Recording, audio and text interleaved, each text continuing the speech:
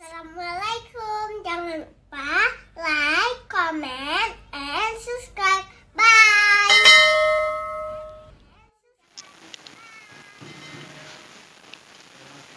Bismillahirrahmanirrahim. Assalamualaikum warahmatullahi wabarakatuh.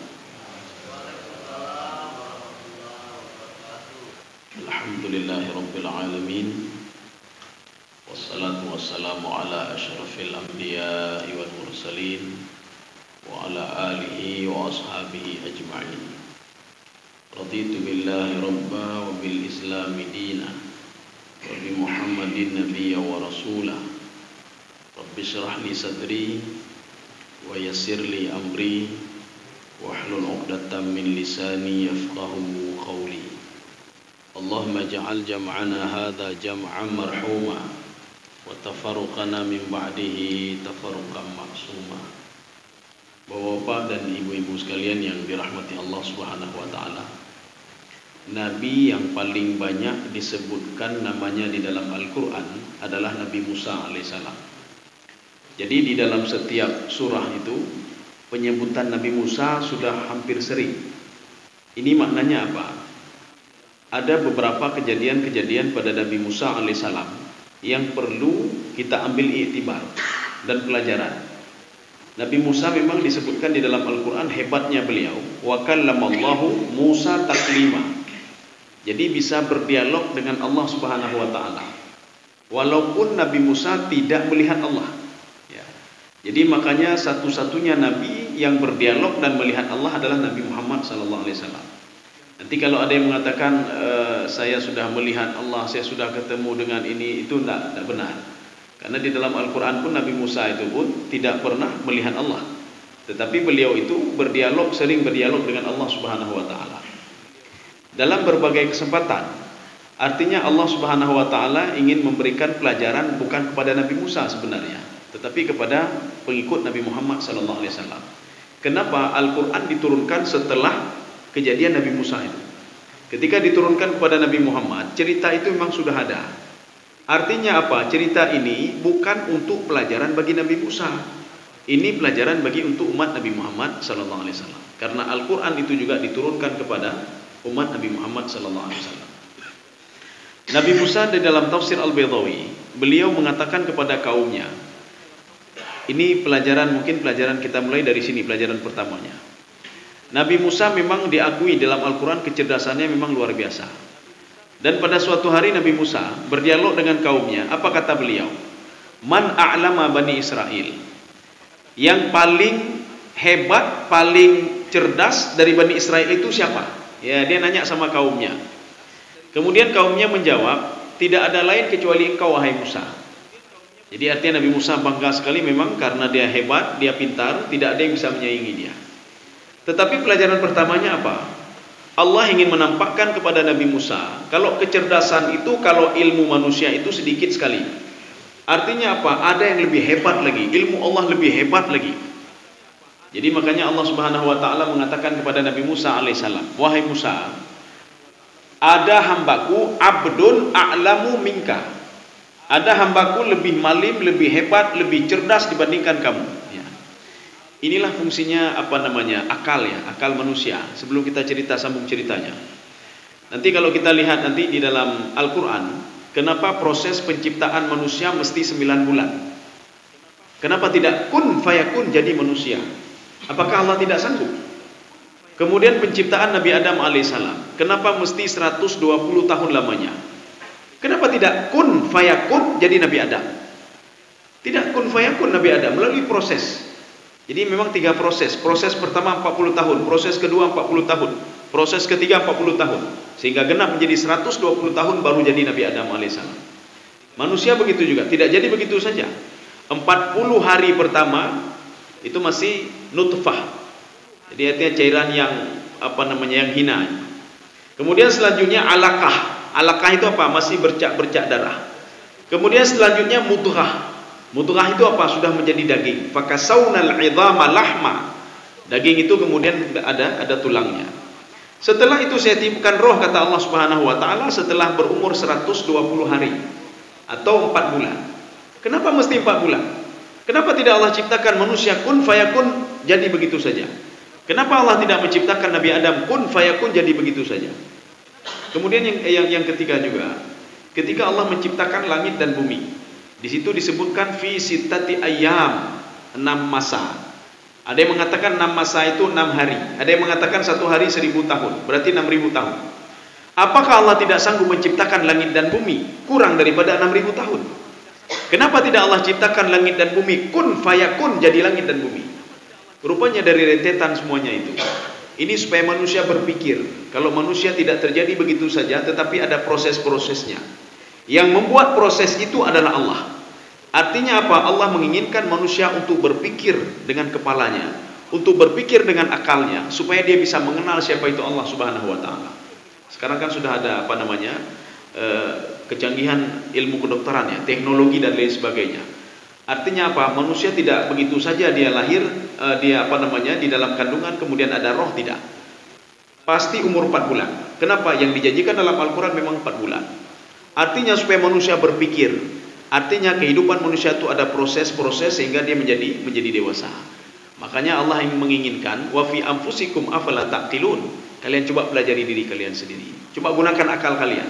Mudah-mudahan kalian bisa mengenalku, kata Allah Subhanahu wa Ta'ala.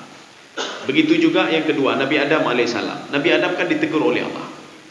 Di dunia ini kalau kita lihat ayat itu, wa 'allama Adamal asma'a kullaha, yang paling cerdas di dunia adalah Nabi Adam. Dari mana kita tahu Nabi Adam? Malaikat saja angkat tangan. Kecerdasan Nabi Adam yang luar biasa. Bahkan salah satu kecerdasan Nabi Adam, kata Ibnu Abbas dalam tafsir beliau, wa 'allama Adamal asma', Nabi Adam diajarkan bahasa-bahasa penduduk dunia, padahal penduduk dunia belum ada lagi, tapi sudah diajarkan oleh Allah. Ini yang membuat malaikat angkat tangan dan salut kepada Nabi Adam alaihissalam, sehingga dia mengakui keilmuan Nabi Adam luar biasa. Tetapi Allah masih mengatakan juga, ilmu kamu tidak ada apa-apanya wahai Adam. Kamu itu hebat. Kalau tidak saya ciptakan melalui proses-proses itu, kamu tidak hebat juga. Kalau tidak saya satukan roh dengan tubuhmu, kamu tidak hebat juga wahai Adam. Artinya apa? Allah mengatakan juga dalam Al-Quran, hal ata 'alal insani hinu minad dahri lam yakun syai'an madhkura. Kamu tidak ada apa-apanya. Walaupun kamu hebat, tapi kamu itu kalau kita lihat dari prosesnya, yang pertama tanah, yang kedua tanah liat, 40 tahun kedua tanah liat, 40 tahun yang ketiga itu tanah yang keras sekali. Kemudian setelah itu saya rakit menjadi kamu, kata Allah Subhanahu wa Ta'ala. Artinya apa? Supaya Nabi Adam menggunakan akalnya untuk berpikir. Bumi dan langit begitu juga. Jadi di dalam Al-Quran disebutkan kanata ratqaw fafataqnahuma, langit dan bumi dulu menyatu, kemudian dipisahkan oleh Allah Subhanahu wa Ta'ala. Makanya bumi itu fayabqa fi makanihi, bumi tetap pada tempatnya. Ketika Allah pisahkan langit dan bumi yang kita tinggal ini sekarang ini, dulu posisinya memang seperti ini, tidak pernah berubah-berubah. Yang diangkat oleh Allah adalah langit. Fanarfa'u samawat, kata Ibnu Abbas. Jadi Allah itu mengangkat langit, sehingga ada langit 1 sampai langit ke-7. Ini proses namanya. Sehingga di dalam teori barat ada namanya Big Bang ya. Big Bang itu ledakan-ledakan sehingga menjadi bumi, menjadi matahari dan lain sebagainya. Ini untuk apa? Supaya manusia berpikir. Makanya Allah mengatakan, coba lihat ke langit, coba lihat ke ini. Saya bersumpah demi langit, saya bersumpah demi bumi. Agar apa? Manusia itu menggunakan akalnya untuk mencerna kenapa bumi, bagaimana terjadinya bumi, bagaimana terjadinya langit. Makanya Nabi Musa alaihissalam, pelajaran pertama bagi Nabi Musa, ini mungkin karena sudah keseringan disebutkan di dalam Al-Quran, supaya kita itu tidak membanggakan diri ya. Artinya ilmu kita itu tidak seberapa kalau dibandingkan dengan ilmunya Allah Subhanahu wa Ta'ala. Makanya ketika Nabi Musa alaihissalam itu pertama sekali kenalan dengan Nabi Khidir ya. Jadi Nabi Khidir itu bukan Khidir ya, Nabi Khidir. Nabi Khidir juga di dalam tafsir Al-Qurtubi, kata Imam Al-Qurtubi ya, kata Imam Qurtubi, beliau masih hidup sampai sekarang. Makna sampai sekarang, sampai kitab tafsir itu dikeluarkan. Artinya kalau sekarang ini Imam Al-Qurtubi berani bertanggung jawab ya. Bagaimana pendapat beliau kok Imam Nabi Khidir masih hidup? Jadi beliau melihat dialog antara Nabi Musa dengan Nabi Khidir. Ketika ditanya oleh Nabi Khidir, kamu siapa? Dijawab oleh Nabi Musa, saya Musa. Musa yang mana? Apakah Musa pada masa Ibrahim atau Musa Bani Israel? Saya Musa Bani Israel. Jarak antara Musa Bani Israel dengan Nabi Ibrahim alaihissalam itu jauh sekali. Artinya apa? Nabi Imam Al-Qurtubi berkesimpulan, kalau Nabi Khidir itu umurnya sudah panjang sekali, umurnya lama sekali, diberikan oleh Allah Subhanahu wa taala. Nanti ada lagi Nabi Idris. Nabi Idris nama sebenarnya bukan Idris tapi Ukhnuh. Kenapa dipanggil Idris? Karena beliau likathratit tila' 'alal kutub, sering membaca kitab, sering membaca buku, sering membaca rujukan, sering membaca kitab-kitab pada masa itu. Jadi maka dipanggil dengan Idris. Oh, bagaimana dengan Nabi Idris? Apakah masih hidup Nabi Idris? Dalam yang mengatakan masih hidup, ini riwayatnya dhaif. Jadi mengatakan Nabi Idris dia masuk ke dalam surga. Ini pendapat ini dibantah nanti. Dia bilang masuk ke dalam surga. Ketika masuk dalam surga, beliau mau keluar, rupanya sendalnya tinggal. Bahkan mengatakan ini riwayat ini mungkar. Tidak ada orang yang masuk dalam surga sebelum hari dibangkitkan. Tidak ada yang masuk dalam surga. Tidak ada yang masuk ke dalam surga kecuali dia melalui tahapan-tahapan dulu, Pak. Tahapan di dalam kandungan, tahapan di alam roh, alam kandungan, kemudian di alam dunia, alam barzakh, dibangkitkan di padang mahsyar, baru setelah itu masuk surga atau masuk ke dalam neraka. Makanya pertemuan pertama Nabi Musa dengan Nabi Khidir alaihissalam ini memberikan pelajaran kepada Nabi Musa secara pribadi, tetapi memberikan pelajaran juga secara khusus juga bagi pengikut Nabi Muhammad sallallahu alaihi wasallam. Pelajarannya apa? Ketika Nabi Khidir sebelum berjalan dengan Nabi Musa, Nabi Khidir mengatakan kepada Nabi Musa, kamu jangan pernah bertanya apapun yang terjadi. Ini menunjukkan kita juga, kita wajib patuh dan taat kepada Allah Subhanahu wa taala. Kenapa kita puasa? Karena kepatuhan kita kepada Allah. Kenapa kita salat? Karena kita patuh kepada Allah. Jadi jangan tanya-tanya, ini kenapa puasa sebulan? Pekan timulun buat saya, pekan ada 7 huruf, sampai pep ya. Kenapa puasa kok lama sekali puasa? Ini sudah puasa keberapa? Ini masih lama sekali siap. Jangan bertanya. Kalau sudah diwajibkan sesuatu, Allah sudah memikirkan sebelumnya. La yukallifullahu nafsan illa usaha. Kita sebagai hambanya kita jalankan saja. Karena apa? Ada sesuatu hal itu yang bisa dicerna oleh akal manusia, ada yang tidak bisa dicerna oleh akal manusia. Jadi makanya ketika tidak bisa dicerna oleh akal manusia, akal minta bantuan hati. Mana contohnya? Ketika manusia melihat terjadinya proses langit dan bumi, terjadinya manusia, itu digunakan akal. Semua masuk akal. Tapi ada suatu hal yang gaib yang tidak masuk akal. Nanti dibangkitkan di padang mahsyar. Kemudian manusia itu ada alam roh dan lain sebagainya. Kita menyembah Allah Subhanahu wa taala. Maka karena kepala ini tidak bisa mencerna keberadaan Allah, kepala ini tidak bisa mencerna bagaimana hal-hal gaib, maka dia minta bantuan kepada hati. Ya. Maka dengan hatilah seorang itu bisa mengenal Allah Subhanahu wa taala. Maka kalau ingin mengenal Allah, kalau ingin enak ibadahnya, maka perbaiki dulu hati. Kalau hati ini masih ada penyakit hati, maka susah sekali untuk bisa dekat dengan Allah Subhanahu wa taala. Susah sekali untuk bisa dapat hikmah. Susah sekali untuk bisa dapat rahmat Allah Subhanahu wa taala. Kenapa? Karena hati masih kotor. Maka bulan suci Ramadan ini salah satu untuk membersihkan hati dengan banyak bersedekah, banyak berinfak. Apalagi nanti kita mau berakhirnya bulan Ramadan, kita bayar zakat fitrah. Artinya apa? Untuk membersihkan hati, untuk membersihkan diri, untuk membersihkan penyakit-penyakit yang ada di dalam hati. Pelajaran pertama ini, Nabi Khidir alaihissalam ketika duduk dengan Nabi Musa di sebuah perahu, Nabi Khidir mengatakan, coba lihat ke burung itu. Fanakara nakratun wa nakrataini. Dia sedang mematuk air di laut, sekali patukan dan 2 kali patukan. Ini kata Nabi Khidir alaihissalam. Kemudian Nabi Khidir mengatakan kepada Nabi Musa alaihissalam, "Maza yatabaqqa fi famihi?" Coba lihat apa yang tersisa di mulut dia. Apa kata Nabi Musa? Hanya air sedikit yang tersisa. Apa kata Nabi Khidir alaihissalam? Itulah ilmu kita. Ilmu saya tidak ada apa-apanya. Ilmu kamu tidak ada apa-apanya. Jadi untuk apa kita sombongkan diri? Kalau kita mengatakan orang yang paling kaya di dunia, tidak jauh lebih kaya Qarun, lebih kaya Fir'aun. Kalau kita mengatakan lebih kaya, oh saya lebih sehat dan lain sebagainya, ada yang lebih lagi. Jadi artinya apa? Kalau kita mengatakan kita punya banyak ilmu, ada yang lebih lagi. Bahkan di dalam Al-Quran, dalam surah Yusuf, mereka membuat strategi ingin melenyapkan Nabi Yusuf alaihissalam. Allah mengatakan strategi Allah lebih dahsyat lagi dari strategi kalian. Ilmu Allah lebih dahsyat lagi dari ilmu kalian. Ini pelajaran pertama Nabi Musa alaihissalam. Pelajaran yang kedua, ketika kapal itu dilobangi oleh Nabi Khidir alaihissalam, Nabi Musa mengatakan, litughriqa ahlaha, kamu ingin menenggelamkan yang ada di dalam kapal ini. Apa kata Nabi Khidir alaihissalam? Saya sudah mengatakan, kamu jangan bertanya dulu sebelum nanti saya jelaskan. Ini pelajaran yang kedua. Setiap sesuatu hal yang belum tuntas lagi jangan ditanyakan dulu. Suatu hal belum tuntas dan jangan ditanyakan. Kalau sesuatu hal itu kita memang tidak tahu, jangan kita kasih tahu pada orang yang memberikan fatwa yang tidak.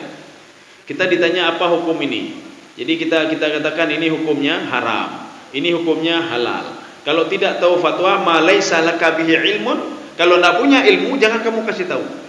Nabi Khidir punya ilmu tapi tidak dikasih tahu dulu. Maka pada akhirnya nanti ada kuncinya nanti. Ilmu Nabi Khidir itu berasal dari Allah Subhanahu wa taala. Maknanya Allah tidak pernah keliru. Ilmu kan ada dua. Dalam tafsir Baghawi ilmu ada dua. Yang pertama, al-ilmu yatalaqqu al-'abdu minad dirasah. Seorang mencari ilmu itu dengan belajar. Dia belajar sekolah TK, SD, SMP, SMA, S1, S2, S3. Ilmu ini kata Imam Al-Baghawi, yahtamil ayyakuna khata'an. Bisa jadi salah, bisa jadi benar. Makanya nanti muncul teori-teori. Nanti ada ahli ini, ada teori mengeluarkan teori begini. Nanti dibantah dengan teori yang lain. Darwin mengatakan manusia dari kera.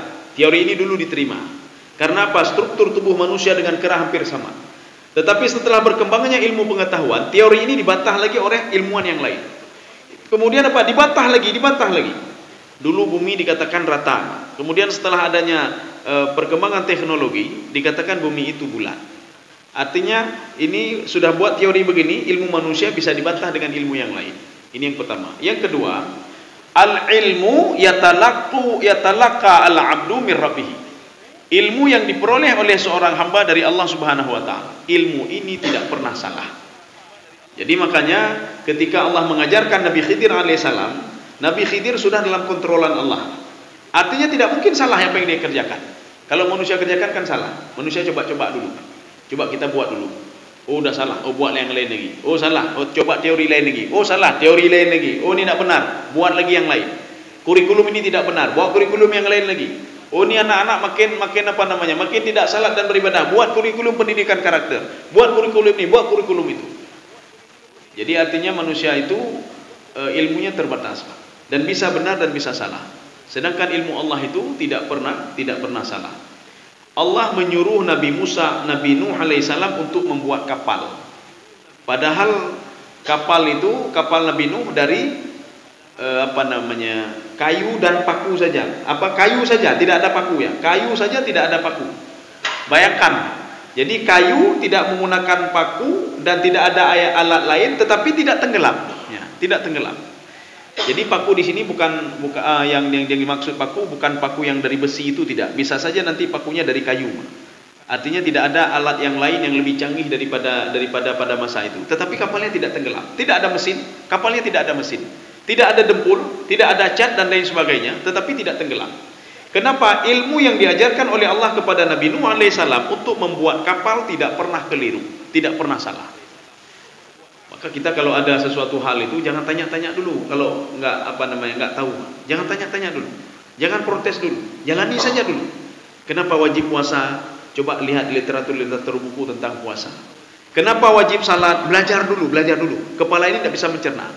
Kenapa rezeki saya sedikit ya Allah? Saya sudah bekerja semaksimal mungkin tapi rezeki kenapa sedikit? Belajar dulu, pelajari dulu. Jangan kita langsung mengklaim Allah tidak sayang lagi kepada kita. Kenapa? Karena rezeki yang diberikan sedikit sekali. Ini katanya kalau makin banyak ibadah makin banyak rezeki, tapi kok nggak ada rezeki saya? Ada seorang jamaah mendatangi saya begini. Beliau menyikapi ayat la in syakartum la azidannakum wa la in kafartum inna adzabi lasyadid. Kalau kalian mensyukuri nikmatku, maka nikmat itu akan aku tambah, kata Allah. Tetapi kalau kalian kufur, ingat kata Allah, azabku itu sangat pedih. Jadi bapak ini seorang pegawai negeri. Beliau seorang pegawai negeri. Jadi kita bisa bayangkan sajalah berapa gaji pegawai negeri. 2 juta, 3 juta, 4 juta ya. Jadi beliau setiap habis masuk ke rekening gajinya langsung dia infak, dia sedekah. Kemudian dia mendatangi saya. Katanya apa? Saya setiap masuk gaji selalu bersedekah, berinfak. Saya selalu bersyukur kepada Allah. Tapi kenapa gaji saya tidak pernah bertambah-tambah? Katanya ditambah di situ. La in syakartum la azidannakum. Kalau kamu bersyukur maka akan saya tambah. Wa la in kafartum, kalau kamu tidak bersyukur, inna adzabi lasyadid. Azabku itu sangat pedih sekali. Jadi saya kasih tahu ke bapak itu, Pak, nikmat itu rezeki itu bukan duit saja, bukan jabatan saja. Bapak sehat itu sebuah nikmat yang luar biasa. Anak bapak menjadi anak saleh itu nikmat yang luar biasa. Bapak tidak ribut lagi sama istri bapak, itu nikmat yang luar biasa. Kebiasaannya bapak itu sakit sebulan sekali sudah sakit. Ini tidak sakit lagi bapak dalam bulan ini. Itu kan nikmat. Artinya dengan bapak bersedekah diberikan nikmat yang lain oleh Allah dari sudut yang tidak terhingga. Min haitsu la yahtasib. Anak bapak dulu tidak salat, sekarang sudah salat. Itu kan nikmat yang luar biasa. Anak bapak dulu tidak beribadah, tidak pandai berdoa dan lain sebagainya. Tidak mendoakan bapak. Sekarang sudah jadi anak yang saleh. Artinya apa? Bapak sudah berbuat kebaikan, bapak diberikan lagi kebaikan-kebaikan yang lain oleh Allah Subhanahu wa taala. La in syakartum la azidannakum. Maka nikmat itu bukan itu saja, nikmat itu banyak sekali. Ini pelajaran yang kedua. Jadi maknanya kita jangan yang tidak kita ketahui, yang sudah digambarkan oleh Allah dalam Al-Quran, Allah menyuruh ini, menyuruh itu, jangan tanya-tanya dulu. Artinya kita disuruh untuk mengkaji dulu. Kita diberikan akal oleh Allah Subhanahu wa taala, banyaklah membaca buku. Nanti akhirnya apa? Kepala kita akan menerima sendiri. Oh, rupanya kalau saya diberikan rezeki banyak, nanti saya lupa kepada Allah. Kalau diberikan rezeki banyak, rupanya saya lalai. Kalau diberikan rezeki sedikit, berarti Allah sayang kepada saya. Ya. Ini pelajaran yang kedua. Kita lihat pelajaran selanjutnya. Nabi Musa alaihissalam naik ke perahu bersama Nabi Khidir alaihissalam. Jadi perahu itu dilobangi oleh Nabi Khidir. Kenapa dilobangi? Karena setelah itu diceritakan oleh Nabi Khidir, ini saya lobangi sebab apa? Di depan kita ini ada Raja Zalim. Raja Zalim itu mengambil setiap perahu yang masih utuh, yang masih bagus. Maka perahu ini saya aibkan supaya apa? Raja tidak ngambil perahu ini. Setelah ada penjelasan itu kan Nabi Khidir baru tahu, Nabi Musa baru tahu, oh ini rupanya. Maka kita begitu juga. Jadi kita dituntut untuk terus berpikir karena sudah diberikan akal oleh Allah Subhanahu wa taala. Sesuatu hal yang tidak masuk dalam akal manusia jangan protes dulu. Ketika kita melihat langit dan bumi, penciptaan langit, tidak mungkin langit itu tanpa tiang. Jangan protes dulu. Artinya kita kaji terus. Siapa yang menciptakan langit? Siapa yang menciptakan bumi? Makanya Allah mengatakan dalam Al-Quran, afala taqilun. Kenapa tidak menggunakan otakmu, akalmu untuk berpikir, kata Allah. Kemudian dalam ayat lain, ini ada 24 kali dalam Al-Quran. Afala yaqilun. Kenapa mereka selalu protes saja? Ini hari kebangkitan tidak ada, ini tidak ada surga, tidak ada neraka. Kenapa kalian protes selalu? Kenapa mereka tidak menggunakan akal mereka? Kalaupun tidak bisa terdeteksi oleh akal mereka, mintalah bantuan kepada hati untuk bisa mendeteksi hal gaib. Makanya kita ini kenapa kita salat tadi? Karena kita yakin kepada Allah. Tidak bisa melalui otak, Semua harus melalui hati. Makanya akal ini untuk membantu hati untuk bisa mengenal Allah Subhanahu wa taala. Untuk apa kita puasa? Padahal yang mewajibkan kita tidak tahu siapa yang mewajibkan kita. Artinya kita tidak nampak secara zahir Allah Subhanahu wa taala. Kita tidak nampak malaikat secara zahir. Rasulullah mengatakan at-taqwa hahuna. Takwa itu di sini. Makanya sebagian bisa dideteksi oleh akal, sebagian tidak bisa dideteksi oleh akal. Maka sebagian dideteksi oleh hati. Kita terima saja. Kenapa terima saja? Karena nanti setelah dijelaskan oleh Allah kita baru paham. Oh, rupanya begini. Kemudian Nabi Musa alaihissalam turun dari kapal, beliau ke sebuah daratan, ke daratan. Jadi perjalanannya itu di antara Asia, Laut Tengah yang membatasi antara Eropa dan Afrika. Jadi Nabi Khidir itu di situ-situ saja perjalanannya. Dari Suria, kemudian masuk dari Suria, Yordania, kemudian Laut Tengah, Mediterania, kemudian setelah itu kembali lagi. Terus seperti itu. Makanya Imam Al-Qurtubi mengatakan beliau masih hidup ya. Karena beliau tempatnya itu di laut, maka tempat keliling-keliling beliau itu, bolak-balik beliau itu di sekitar Laut Tengah. Kenapa? Karena beliau berjalan dari Suria, dari Irak, Irak, Suria, Yordania, kemudian Laut Tengah, kemudian kembali lagi. Ketika mereka singgah ke sebuah daratan, mereka ketemu dengan anak kecil. Ya, inilah muncul beberapa tafsiran-tafsiran terhadap anak kecil ini. Ada yang mengatakan tega sekali lah Nabi Khidir alaihissalam. Walaupun dia nanti sudah besar menjadi pembangkang orang tuanya, kan tak mesti dibunuhlah anak kecil. Anak kecil masih kecil. Di sini muncul beberapa tafsiran. Makanya begini, cara membunuhnya memang sangat sadis cara Nabi Khidir membunuh anak ini. Kita nanti akan melihat anak ini siapa sebenarnya. Kenapa dibunuh oleh Nabi Khidir? Ada beberapa pendapat. Yang pertama, Nabi Khidir mengambil pisau yang ada di tangan anak itu. Kemudian dia langsung memenggal leher anak itu. Satu. Yang kedua, Nabi Khidir mengambil batu besar kemudian menghantam kepala anak itu sehingga meninggal dunia. Maka tidak salah kalau Nabi Musa alaihissalam mengatakan akatalta nafsan zakiyatan bi ghairi nafsin. Kenapa kamu membunuh anak kecil ini? Sekarang kalau kita pun secara ini kan secara manusiawi tidak mungkin lah, walaupun dia nanti sudah besar, dia membangkang kepada orang tuanya, artinya nggak sampai sedemikian rupa lah kita bunuh anak ini. Dijelaskan oleh Ibnu Abbas dalam tafsir beliau, yang dimaksud anak kecil ini itu sudah dewasa, remajanya. Dia sudah remaja. Kira-kira umurnya 17 tahun. Kenapa dibunuh oleh Nabi Khidir alaihissalam? Anak ini kedua orang tuanya saleh, urung saleh, urung geakai. Orang tuanya tinggal di dua kampung. Jadi kampung A dan kampung B. Ayahnya tinggal di kampung A, ibunya di kampung B. Jadi di situ ada jalan tengah istilahnya, pemisah antara dua kampung. Setiap penduduk kampung yang datang dari kampung A menuju kampung B selalu dirampas hartanya oleh anak ini. Setiap orang dari kampung B menuju kampung A juga dirampas oleh anak ini, bahkan dibunuh. Tidak ada satu orang pun yang berani melawan dia, termasuk orang tuanya sendiri.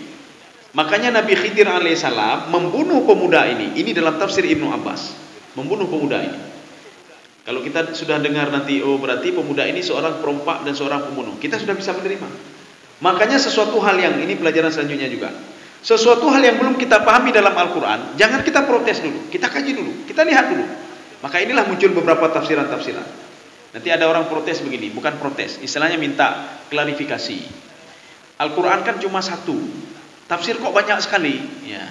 Al-Quran cuma satu, kenapa tafsir kok banyak sekali? Tafsir hampir puluhan tafsir, bahkan ratusan tafsir itu. Jadi kita jangan keliru. Kenapa tafsir itu bisa berbeda? Karena sudut pandang penafsir yang berbeda. Melalui pendekatan apa dia? Ada orang yang suka kepada fikih, ketika dia melihat tafsir Al-Quran itu, dia menafsirkan sesuai dengan fikih. Ya. Artinya apa? Dalam konteks-konteks fikih. Seorang yang senang kepada politik, maka dia akan menafsirkan ayat-ayat itu ke nuansa politik. Kalau ada orang yang suka, yang mana contohnya? Tafsir Al-Wa'i. Tafsir Al-Wa'i adalah salah satu tafsir yang coraknya adalah corak politik. Kenapa? Pengarangnya itu lebih condong kepada politik. Ada penafsir yang condong kepada tasawuf. Makanya ketika dia menafsirkan ayat Al-Quran menurut tasawufnya, menurut ilmunya. Maka bukan Al-Quran itu tafsirannya banyak sekali sehingga membingungkan manusia, tidak. Itu dari sudut pandang mana? Maka kalau kita melihat tafsiran seseorang, lihat dulu dia siapa sebenarnya. Oh, dia seorang nelayan, seorang pelaut, seorang apa. Jadi tafsirannya tidak jauh daripada keilmuannya. Jadi jangan kita berpikir, wah ini makin bingung saja masyarakat. Tidak bingung. Maka supaya tidak bingung, kuasailah semua tafsir. Maknanya apa? Kita dari berbagai segi kita paham. Dari segi tasawuf makna ayat ini begini. Dari segi fikih makna ayat ini begini. Dari segi bahasa maknanya begini. Dari segi politik maknanya begini. Itulah tafsir. Jadi kalau ada suatu hal yang tidak kita pahami dalam Al-Quran, jangan protes dulu. Karena sebagian orang suka dia protes Al-Quran. Apa protesnya? Apa ini Al-Quran? Kok nyuruhnya begini? Masa potong tangan? Masa hukumnya begini? Masa hukumnya begini?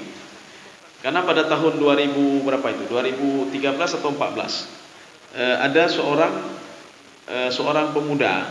Bahkan kalau kita dengar dia itu bisa hafal Quran, kita bisa iri. Kenapa bisa iri? Karena dia orang Perancis dan dia orang non-Muslim. Dia waktu itu dari Perancis, dia ketika saya keluar dari masjid, dia protesnya begini. Dia baca satu ayat suci Al-Quran. Kata dia, saya tidak setuju dengan apa yang dikatakan oleh Al-Quran. Saya bilang jangan dulu, kita lihat dulu. Di mananya saudara tidak setuju? Dia ngomong dalam bahasa Arab walaupun dia orang Perancis. Kata dia, Al-Quran ini menyuruh setiap orang yang berbuat dosa harus bertaubat. Orang yang mau taubat harus membunuh diri. Ya, coba lihat nanti dalam surah Ali Imran. Faqtulu anfusakum. Kalau kamu mau bertobat, bunuh dirilah kamu. Sebagian orang yang tidak paham maka dia bunuh diri. Kalau kita tanya kenapa bunuh diri? Allah menyuruh kita bunuh diri kalau ingin bertobat. Jadi maksudnya mereka bisa keliru memahami Al-Quran. Padahal bukan itu maknanya. Ada orang nanti lompat dari lantai ke berapa? Kalau kita tanya sebelumnya mungkin kenapa kamu niat untuk membunuh diri? Karena saya ingin bertobat terhadap dosa-dosa saya. Bukan taubat itu namanya, bunuh diri namanya. Nanti kalau di Al-Quran memang kalau ingin bertobat bunuh dirilah kalian. Ini yang dipertanyakan ke saya. Dia hafal secara lengkap ayat itu dengan fasih dia ucapkan surah Ali Imran itu. Kemudian saya bilang begini, saudara salah paham, gagal paham terhadap ayat ini. Bukan itu maksudnya. Ayat ini khusus untuk Bani Israel yang di mulut dia itu taubat-taubat saja, tetapi mereka terus berbuat dosa. Maka Allah untuk meyakinkan lagi, Allah mengatakan, kalian coba yakinkan saya kalau kalian sudah bertobat. Buktinya apa? Coba kalian bunuh diri kalian dulu. Kalau kalian bunuh diri kalian, itu bukti kalian sudah bertobat kepadaku. Sebagian tidak berani. Artinya apa? Berarti kalian belum bertobat kepadaku. Tetapi kalau untuk kita ini, seperti kita ini, bahkan saya menunjukkan beliau, bahkan saudara sendiri, kalau saudara ingin bertaubat, saudara ingin dekat dengan Allah, dalam detik ini saudara bisa bertaubat. Saudara bisa minta maaf kepada Allah Subhanahu wa taala. Tidak mesti bunuh diri. Kita dalam mengetahui sebuah tafsir harus ada Al-Quran itu harus ada ilmunya, harus menafsirkan ayat Al-Quran itu. Untuk menafsirkan Al-Quran harus membutuhkan kepada kuncinya, yaitu ilmunya, yaitu ilmu tafsir. Dalam kajian ilmu tafsir itu ada sebab-sebab turun kenapa ayat ini kenapa seperti ini. Ada kajian-kajiannya. Ya, jadi artinya kita jangan mengklaim dulu. Ketika baca Al-Quran kok seperti ini, saya nggak setuju dengan Al-Quran. Kok begini, saya nggak setuju juga. Ini sama seperti orang memahami begini. Al-Quran itu syifa, ya. Al-Quran sebagai obat. Menggawa di rumah ya, gaya koh di Quran. Dan yang keberenggu, jika ubat tak perlu ni. Bagaimana cara? Masukkan ke dalam gelas. Buta-buta. Mengejep itu, ada gejep makin cerik. Rupanya apa? Kan air tinta itu, tinta ya. Jadi tinta itu tinta yang sudah lama kan bisa sakit perut, maka makin cerit. Akhirnya dia protes. Apa juga Al-Quran katanya syifa, katanya obat? Bukan obat itu. Saya sudah mempraktekkannya, itu bukan obat. Makin kita minum makin cerit. Ini cara memahaminya yang berbeda. Jadi jangan kita salahkan dulu. Ya, ini pelajaran selanjutnya. Nabi Musa langsung menyalahkan Nabi Khidir alaihissalam. Langsung menyalahkan Nabi Khidir, aqatalta nafsan zakiyatan bighairi nafsin. Kenapa kamu bunuh anak ini? Dia kan tidak punya dosa. Dia kan tidak membunuh orang lain. Kalau dia membunuh orang lain, terserahlah kamu bisa membunuh dia. Tapi ini kan tidak. Maka kita butuh kepada guru. Nanti ada beberapa kelompok mengatakan begini. Ya, ini yang tidak boleh. Kita untuk apa? Kita kan disuruh ikut Al-Quran dan hadis saja. Kita kan tidak disuruh ikut ulama itu. Untuk apa ulama itu? Untuk apa Imam Syafi'i? Untuk apa mazhab Syafi'i, mazhab Hanafi, Hambali, Maliki dan lain sebagainya? Sedangkan Al-Quran dalam Al-Quran sudah jelas. Allah mengatakan apa? Kalau kamu bermasalah, rujuklah kepada Al-Quran dan hadis. Dalam hadis Rasulullah juga mengatakan, taraktu fikum amraini ma in tamassaktum bihima lan tadillu abada. Saya meninggalkan dua perkara, Al-Quran dan hadis, tidak ada lain. Sekarang masalahnya, kita bisa nggak memahami Al-Quran begitu saja dengan ilmu yang terbatas? Maka oleh karena itu kita membutuhkan kepada para ulama. Ulama sudah paham. Imam Asy-Syafi'i kan orang cilik-cilik, bukan orang biasa beliau. Beliau pakar bahasa, beliau pakar fikih, pakar usul fikih, pakar tafsir, ilmu tafsir dan lain sebagainya. Bahasanya luar biasa. Makanya ketika beliau menelaah ayat Al-Quran itu, beliau mengambil kesimpulan. Menurut ilmu saya, ini begini-begini. Imam Maliki begitu juga. Menurut ilmu beliau, pemahaman ayat ini begini-begini. Maka kita membutuhkan kepada ulama-ulama itu. Kita nggak cukup kita belajar saja dari Google, nggak cukup. Karena apa? Nanti bisa gagal paham kita. Kita buka Google saja, nggak perlu lagi saya ini, kan ada Google, tanya saja sama Mbah Google. Dengku Google, nyopo dengku Google, mai pegah beralih macam-macam di Google. Hari apa sudah salah kita beribadah. Mana contoh lain lagi? Ketika kita melihat orang menggunakan kaos kaki, ketika salat, kita sudah mengklaim, ya ini tidak benar ini. Ini tidak benar ini, kelompok tidak benar ini. Kenapa? Pakai kaos kaki. Jadi maunya bagaimana? Kan harus kena ke ini, harus kena ke tanah, harus kena ke semen. Kalau enggak kan tidak sah. Sekarang kita balik bertanya, lutut kena enggak? Lutut tertutup enggak? Kan tertutup juga. Jadi tidak ada masalah kalau ini tertutup, tidak ada masalah. Kenapa disuruh buka? Maka sebagian ulama menyuruh buka kaos kaki, jangan ada kaos kaki. Dikhawatirkan nanti nampak aurat yang lain. Maka disuruh pakai kaos kaki. Maka kita jangan langsung mengklaim. Fikih itu luas sekali fikih. Fikih itu luas sekali. Makanya kita jangan berpegang kepada satu fikih saja, satu pemahaman saja. Kalau sudah mengatakan pokoknya, nyoka pokoknya kahe. Nyoka pokoknya. Pokoknya dosa, pokoknya haramnya kahe nyoka pokoknya. Artinya dalam kajian fikih itu luas sekali. Islam itu tidak sempit. Jadi Islam itu bukan sempit. Makanya muncullah beberapa pemahaman yang dipahami dari Al-Quran dan hadis. Jadi kita jangan pas ini tidak perlu saya ulama itu, tidak perlu saya ulama ini, saya cukup dengan sendiri. Kipan tip kedrone. Ulama itu yang minta ilmu. Artinya ilmunya sudah terpercaya dan juga dibantu oleh Allah Subhanahu wa taala. Kenapa? Karena kesalehannya. Karena orang saleh maka diajarkan oleh Allah Subhanahu wa taala. Yang model-model lagi katanya, bacaan saleh lagi katanya, Pak. Kemudian ini buat maksiat lagi. Ilmu itu tidak akan melekat bagi orang pembuat maksiat. Bagaimana memahami Al-Quran? Kalau ilmu ini tidak ada, ilmu itu tidak ada, bagaimana memahami Al-Quran? Kita punya rumah mewah. Untuk apa rumah mewah kalau tidak punya kunci? Ya? Kita tidak bisa masuk ke dalam. Kita punya mobil mewah. Untuk apa mobil mewah? Kita tidak bisa menghidupkan mobil itu. Tidak bisa mengoperasikannya. Kita tidak bisa bawa. Untuk apa? Makanya Al-Quran itu, penjelasannya di mana? Itulah pendapat para ulama. Kemudian pelajaran selanjutnya, ini sudah habis waktu ini. Saya rasa cukup saja dulu. Ya. Mungkin ada yang perlu didialogkan, kami persilakan.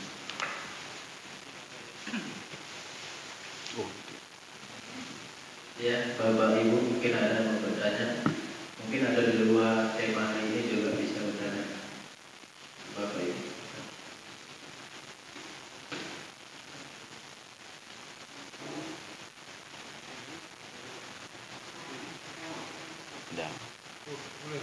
Ya.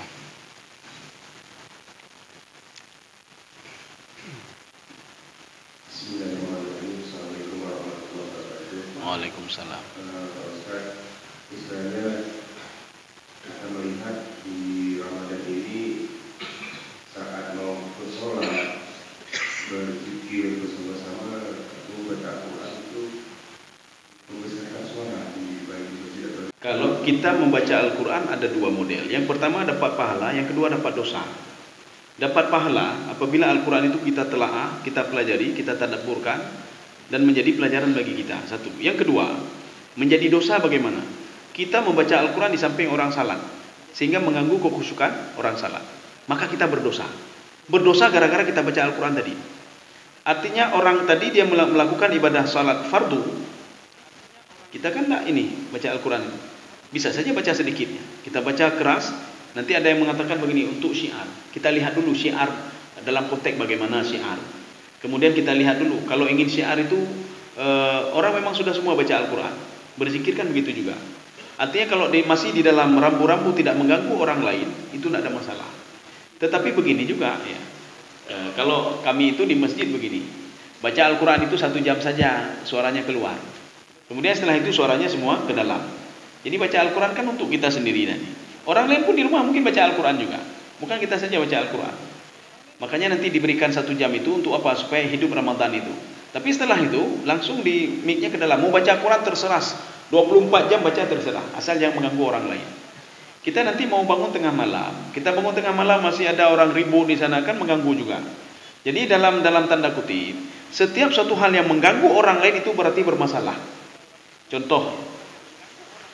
Ada seorang wanita melapor ke Rasulullah SAW. Padahal dia seorang ahli ibadah. Ini memang ininya berbeda, cuma nanti ada kesamaannya sedikit. Perempuan ini sambil menangis melapor ke Rasulullah, ya Rasulullah, tetangga saya memang ahli ibadah. Saya akui dia ahli ibadah. Dia orang sering tahajud, baca Al-Quran dan lain sebagainya ya Rasulullah. Tetapi ya Rasulullah, semenjak dia tinggal di samping rumah saya tidak nyaman ya Rasulullah. Tidak nyaman sama dia. Bukan tidak nyaman sama ibadahnya, tidak.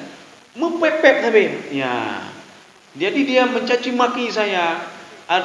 Dia itu menuduh saya macam-macam ya Rasulullah. Apa kata Rasulullah? Maka nuhafina. Tempatnya di neraka. Walaupun dia seorang ahli ibadah, tapi mengganggu orang lain, tempatnya di neraka. Kita itu di dalam beribadah, bukan saja beribadah kepada Allah dan tidak mau tahu bagaimana orang lain.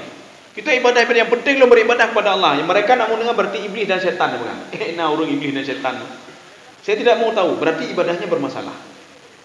Jadi artinya seorang itu kalau interaksi dengan masyarakatnya sudah benar, dengan Allah tidak benar, berarti bermasalah juga. Makanya Allah mengatakan dalam hadis kursi begini, kalau kamu itu bermasalah denganku, kata Allah, kamu cukup beristighfar dan mohon maaf, jangan ulangi lagi. Tapi kalau kamu bermasalah dengan masyarakat, itu dalam dalam arti yang luas, bisa saja kita mengganggu dia dan lain sebagainya. Berarti kamu jangan minta maaf sama saya, minta maaf sama dia. Itu urusan kamu sama dia. Jadi kita walaupun seorang ahli ibadah, kalau punya masalah dengan masyarakat, itu urusan kita dengan masyarakat itu. Kita mencaci maki dia, siap-siapkan saja amal ibadah kita untuk kita berikan kepada dia. Jadi tidak ada lagi hubungan dengan Allah. Maka kalau kita beristighfar, minta maaf, sudah saya maafkan dengan saya. Tapi dengan masyarakat itu harus minta maaf sendiri. Jadi bukan saja tadi baca Al-Quran itu bisa dapat pahala, tapi bisa juga berdosa, mengganggu orang lain. Begitu juga zikir. Kalau mengganggu orang lain, tetapi dalam tanda kutip jangan salah nanti. Nanti ada orang memang nggak bisa dengar zikir, tapi kalau dengar musik bisa dia. Kalau musik nggak mengganggu, ini yang bermasalah sekarang. Kalau disetel musik di samping rumahnya, itu nggak masalah dia, sampai subuh pun nggak apa-apa. Tapi ketika ada orang berzikir di samping rumah, susah nih, Pak. Ini baru uji nih, Pak. Artinya apa? Dia nggak bisa dengar, nggak bisa dengar bacaan Al-Quran. Tetapi memang kalau memang nggak bisa terganggu, ada anak bayi dan lain sebagainya, mendengar musik saja tidak bisa, apalagi mendengar itu yang lain itu memang mengganggu, maka tidak boleh seperti itu. Tetapi kalau dengar musik boleh, kalau ini tidak boleh kan itu bermasalah berarti. Jadi kalau secara lazimnya seperti tadi orang sedang salat, kemudian kita di samping mengaji sehingga mengganggu dia, maka berdosalah kita ya yang baca Al-Quran membesarkan suara tadi. Demikian.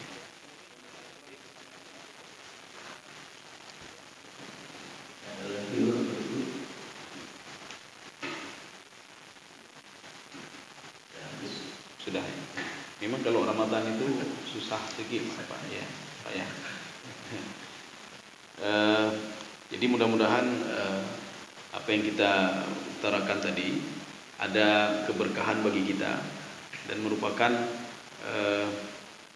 ilmu dari Al-Quranul Karim yang diberitahukan oleh Allah kepada kita bagaimana sepatutnya berinteraksi dan menyikapi apa-apa saja yang ada dalam Al-Quran dan apa-apa saja kewajiban yang diwajibkan oleh Allah. Jangan banyak tanya. Yang kata kuncinya apa? Ilmu kita itu masih sedikit sekali. Kita maka disuruh belajar terus. Belajar itu banyak cara. Bisa dengan menelaah dan bisa dengan minta kepada Allah Subhanahu wa taala. Mudah-mudahan ada manfaatnya bagi kita, bagi saya sendiri jemaah sekalian. Assalamun alal mursalin walhamdulillahi rabbil alamin.